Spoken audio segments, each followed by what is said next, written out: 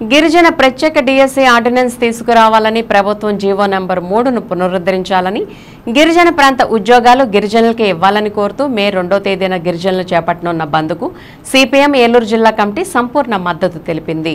ఈ మేరకు ఆ పార్టీ జిల్లా కార్యదర్శి రవి ఒక ప్రకటన విడుదల చేశారు. రాష్ట్రంలో గిరిజన ప్రాంత నిరుద్యోగుల కోసం ప్రత్యేక డిఎస్సి నిర్వహణకు ఆర్డినెన్స్ తీసుకురావాలని ఆయన డిమాండ్ చేశారు. గిరిజన ప్రాంతాల పర్యటన సమయంలో జీవో నంబర్ 3ను పునరుద్ధరిస్తామని ముఖ్యమంత్రి చంద్రబాబు నాయుడు ప్రతిపక్షంలో ఉండగా ఇచ్చిన హామీని నిలబెట్టుకోవాలని కోరారు. గిరిజన ప్రాంతాల్లో ఉద్యోగాలు 100% గిరిజనులకే ఇవ్వాలని, కానీ మైదాన ప్రాంతంలో ఉండేవారిని తీసుకెళ్లి షెడ్యూల్ 5 ప్రాంతంలో ఉద్యోగాలు ఇస్తోందని తెలిపారు. 1200 మంది గిరిజనులు తొలగించి వారి స్థానంలో గిరిజనేతరులను తీసుకెళ్లి నియమిస్తోందని విమర్శించారు. గిరిజన ప్రాంతంలో 10,000 మంది నిరుద్యోగులు దరఖాస్తు చేసుకుంటే అందులో 1600 పోస్టులు అక్కడ ఉన్నాయని అన్నారు. వాటిని పూర్తిగా గిరిజనులకు ఇవ్వకుండా బయట ప్రాంతాల వారికి ఇవ్వడం షెడ్యూల్ 5 ప్రకారం వారికి ఉన్న హక్కులను కాలరాయడమేనని, దీన్ని సిపిఎం తీవ్రంగా ఖండిస్తోందని పేర్కొన్నారు.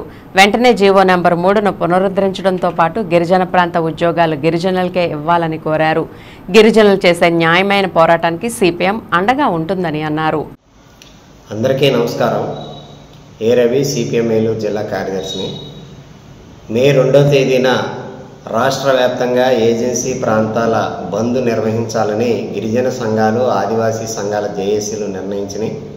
ప్రధానంగా ప్రతి సందర్భంలోనూ డిఎస్సి విడుదల చేసేటప్పుడు తప్పనిసరిగా ఏజెన్సీ ప్రాంతాలకు అక్కడ ఉన్నటువంటి ఆదివాసీ గిరిజన విద్యార్థులకు, నిరుద్యోగ యువకులకు ఉపయోగపడే పద్ధతుల్లో స్పెషల్ డిఎస్సి తీయటం ఆనవాయితీగా ఉండేది. ఫలితంగా కొంత ఆ ప్రాంతంలో చదువుకున్నటువంటి ఆదివాసీ గిరిజన యువతకి టీచర్ ఉద్యోగాలు రావటానికి అది తోడ్పడేది. కానీ ఇప్పుడు స్పెషల్ డిఎస్సి తీసివేసి మొత్తం డిఎస్సిలో కలిపిన ఫలితంగా ఆ ప్రాంతంలో ఉన్నటువంటి ఆదివాసీ గిరిజన యువత తీవ్రంగా నష్టపోతారు. ఇది రాజ్యాంగ విరుద్ధమైంది కూడాను. రాజ్యాంగం ప్రత్యేకంగా స్పెషల్ ప్రాంతాలు ఏదైతే షెడ్యూల్ ప్రాంతాలు ఉంటాయో ఆ షెడ్యూల్ ప్రాంతాల్లో జీవో నెంబర్ 3తో వాళ్ళకి అక్కడ ఉద్యోగ అవకాశం కల్పించాలి, స్పెషల్ డిఎస్సి ఏర్పాటు చేయాలనేటువంటి అంశాలు ఉన్నాయి. దాన్ని ఇంతకుముందే జీవో నెంబర్ 3ని కోర్టుకు వెళ్ళారు, దాన్ని రద్దు చేశారనే పేరుతోటి పక్కన పెట్టారు. దాన్ని తిరిగి మేము విడుదల చేసి అక్కడ ఉన్న ఆదివాసీ యువతకి న్యాయం చేస్తామని చెప్పేసి ఇప్పుడు అధికారానికి వచ్చినటువంటి కూటమి ప్రభుత్వ నాయకులు హామీ ఇచ్చారు. కానీ ఇంతవరకు దాన్ని అమలు చేయలేదు. ఇప్పుడు స్పెషల్ డిఎస్సిని కూడా తీసేసిన ఫలితంగా గిరిజనులకు ఉన్నటువంటి ఒక్కొక్క హక్కుని లాక్కుని వాళ్ళని నిర్వీర్యం చేసే పద్ధతులని ప్రభుత్వాలు వ్యవహరిస్తున్నాయి. ఎన్నికల ముందు మాత్రం వాళ్ళకి ఏదో ఉద్ధరిస్తామనేటువంటి సొల్లు కబుర్లు చెప్తున్నారు.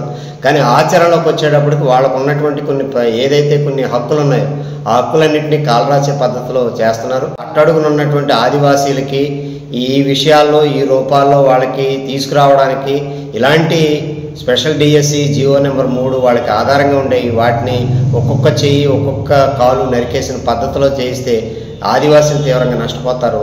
ఇందుకోసం 2వ తేదీన గిరిజన సంఘాలు, ఆదివాసీ సంఘాలు ఇచ్చినటువంటి బంద్ పిలుపుకి సిపిఎం పార్టీ సంపూర్ణ మద్దతును ప్రకటిస్తుంది. ఆ ప్రాంతంలో ఉన్న ప్రజానీకం, గిరిజనులతో పాటు గిరిజనేతర ప్రజానీకం కూడా ఈ బంద్కి సంపూర్ణ మద్దతు పలకాలని సిపిఎం పార్టీ కార్యకర్తలు ఈ బంద్ జయప్రదం కోసం సహకరించాలని చెప్పేసి, అందులో ప్రత్యక్షంగా పాల్గొవాలని చెప్పేసి మేము విజ్ఞప్తి చేస్తున్నాం.